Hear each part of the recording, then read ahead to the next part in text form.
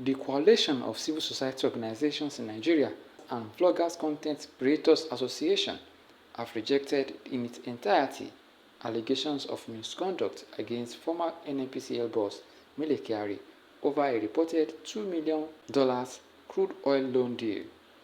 In a statement on Thursday, Boko Kennedy, National Mobilization Officer of Coalition of Civil Society Organizations in Nigeria, described recent media reports as false, misleading, and politically motivated, insisting that the deal in question was a transparent and well-regulated agreement approved by the government. He emphasized that the crude oil loan agreement involved oversight from Ministry of Finance and Debt Management Office and the Attorney General's Office, insisting that Mele Kyari didn't act alone and no fund or crude oil are unaccounted for, saying everything is on record. The group went further to defend Kyari's legacy, calling him the most transparent NNPC boss in history. They credited him with transforming the NNPCL into a commercially viable entity, publishing its financial record for the first time. They, however, called for calm and objectivity in the organizations, urging President Bola Tinubu to resist political pressure and stay focused on reforming the petroleum sector. In a very difficult economic crisis, he stood for the greater good of all Nigerians instead of few cabals. He has been part of the solution to Nigerian foreign exchange challenges, a puzzle that nearly crumbled the economy. Let us be clear, this is not a scandal. It is a structured misrepresentation of a standard commercial transaction that predicts this administration and has been carefully supervised under the regulatory and sovereign structure of the federal government of Nigeria. The truth that they won't tell you.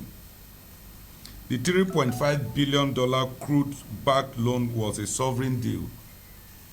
This transaction, executed in collaboration with Afrexim Bank and backed by the federal government, was designed to stabilize Nigerian foreign exchange reserves and provide a buffer against economic shock, not to mortgage Nigerian future, as ignorantly portrayed by political motivated street protesters hired by ungrateful elements working against the progress leadership of President Bola Ahmed Tinubu. Kyari was not acting alone. Every stage of the crude for loan framework was vetted by relevant agencies, including the Ministry of Finance, Debt Management Office, and the Attorney General's Office. Kyari was executing national policy, not personal ambition.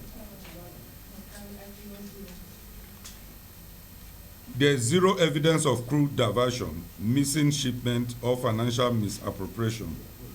All proceeds and repayment schedules are transparent, documented, and auditable.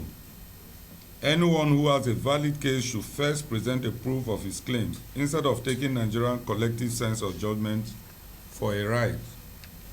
Under Mele Kyari's leadership, NNPCL was transitioned into a commercially run limited liability company. For the first time in NNPC's history, its books are published, audited, and made public. That is not corruption, that is reform. The protest is politically engineered.